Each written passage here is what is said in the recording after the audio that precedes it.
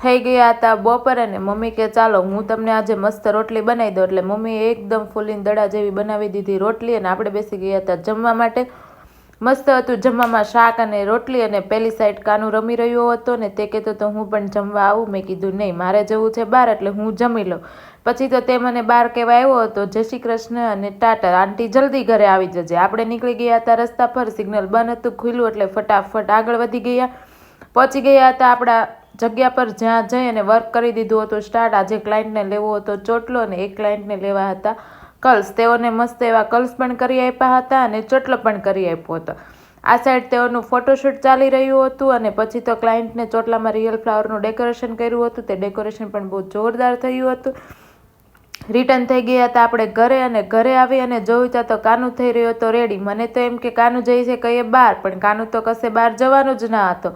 આ બાજુ મસ્ત મજાની ભાભી આજે બનાવી રહ્યા હતા પાવભાજી, અને તેઓએ સ્ટાર્ટ કરી દીધું હતું બધું જ શાક કટિંગ કરી, અને અમે કુકરમાં બાફી પણ દીધું હતું અને કચરો પણ જાજો ભેગો થઈ ગયો હતો। આ બાજુ ભાજીનું શાક બફાઈ રહ્યું છે અને પેલી બાજુ બધું જ વઘારનું થઈ ગયું હતું રેડી।